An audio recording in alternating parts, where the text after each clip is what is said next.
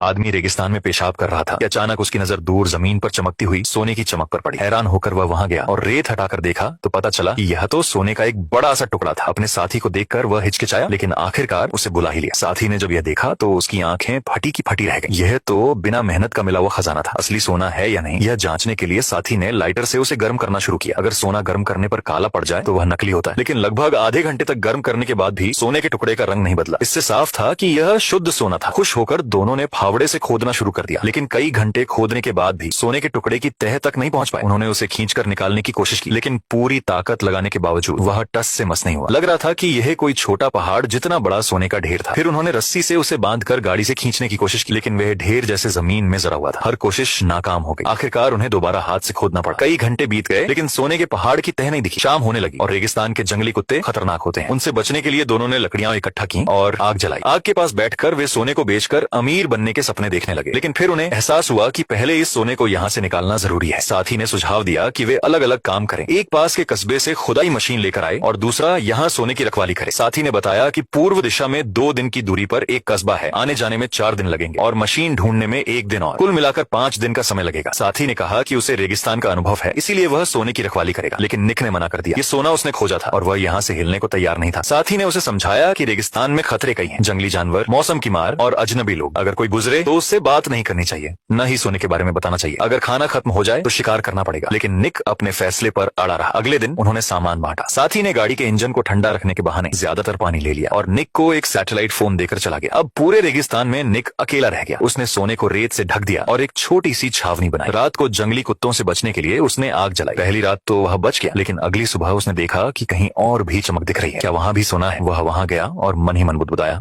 अचानक उसने देखा कि वहां एक जर्जर हवाई जहाज का मलबा पड़ा था। करीब जाकर जांच की तो पता चला कि यह एक बेहतरीन आश्रय स्थल हो सकता है। अंदर का इंसुलेशन भी बहुत अच्छा था, लेकिन जल्द ही वह बेचैन हो गया, क्योंकि यहाँ से उसका सोने का पहाड़ दिखाई नहीं दे रहा था। अपने कीमती खजाने के पास लौटने के लिए उसने हवाई जहाज के पुर्जों को अलग अलग करना शुरू कर दिया और उन्हें अपने कैंप तक खींच कर ले गया। थोड़ी मेहनत के बाद उसने अपने लिए एक बेहतर ठिकाना बना लिया। अब जब सोना उसके सामने ही था तो उसे थोड़ी राहत मिली, लेकिन चिलचिलाती धूप और जमीन का तापमान इतना अधिक था कि उसका माथा और गर्दन फफोलों से भर गए। टहलते हुए वह सोने के पास पहुंचा और उसकी चमक देखकर उससे रहा नहीं गया। उसने जोरदार प्रहार करके एक टुकड़ा तोड़ लिया। जैसे ही वह सोच रहा था कि इसे लेकर भाग जाए, उसके साथी ने सैटेलाइट फोन पर बुरी खबर दी। गाड़ी का इंजन खराब होने की वजह से उसे और 1 दिन की देरी हो गई थी। निक ने उसे बताया कि उसने सोने का एक टुकड़ा तोड़ लिया है और शायद उन्हें इसी से संतोष कर लेना चाहिए, लेकिन लालची साथी पूरे पहाड़ पर नजर गड़ाए हुए था। उसने निक को वहीं डटे रहने का आदेश दिया। रात होते ही रेगिस्तानी जंगली कुत्ते और भी आक्रामक हो गए। जान बचाने के लिए निक को मशाल लेकर उनका सामना करना पड़ा। पूरी रात की जंग के बाद जब कुत्ते भाग गए तो निक थक कर चूर हो चुका था, लेकिन लगातार धूप